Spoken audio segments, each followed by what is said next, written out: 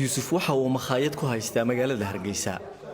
waxa ay shaqadiisii u xaniban tahay shay ka maqan waxyaabihii uu cuntada ka samayn jiray fadiirada beedku markaa hal ama laba aan ugu talagali jirnay si uu baraariyo laakiin maanta markii laga soo siiyo magaranaysaayay 4000 waxay noqonaysaa malqacad qore in lagu daro dadkii baa markaa oranaya war waxa beedkii aan nasiin jirtay maanta waa maxay imika xataa gadbad fadiirada weey fadiiradii waxa gadbadii dhuxusha iska xirantay marka bariyaha anagu saameyn weyn bay nagu yeelatay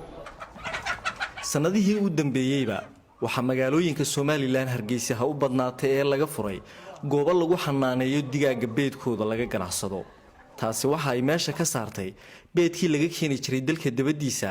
maadaama ay baahidii ku filaadeen shirkadahani laakiin maalmahan dambe beed la'aan ayaa jirta baba jiraba dad ka soo halkan bariga hore ka siin ka iskaabeedka $4 baan siin jirnay imiga laakiin $9 waliba dee bariya oo marka qaar dadka cid macaamiil customer qaali dee mooyaan aan cid kale ka iibin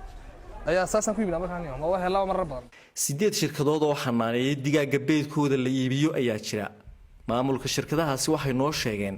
in beedka ilaa Puntland ay geyn jireen halka dadka qaar ay aaminsan yihiin in beedku Hargeysa uu ku yaraaday markii shirkadahani ay bilaabeen inay Garowe iyo Boosaaso geeyaan laakiin gudoomiyaha shirkadda Maandeeq oo kamid ah shirkadahaasi waxa uu noo sheegay in sababta beedka yaraaday ay tahay in digaagii ay tarankii joojiyeen yara kala goob suuqa imika jira kala go'aasna waxa uu sababa kii hore oo cimrigiisii gaboobay oo ka sii baxay markastuu bahalku weynaado sii gaboobo dhashu yareynaya kii hore qadkii ka sii baxay iyo kii kale soo socda marka waa wax dee wadanka ku cusub oo u baahan si fiican loo dirso badi digaagan waxa ay u badan yihiin digaag 2 sanadood dhalayay oo beedkooda la soo isticmaalayay haatan inta badan way joojiyeen waa xilligii waxay gaareen la qali lahaa ama hilibkooda laga faa'iideysan lahaa waxana maamulku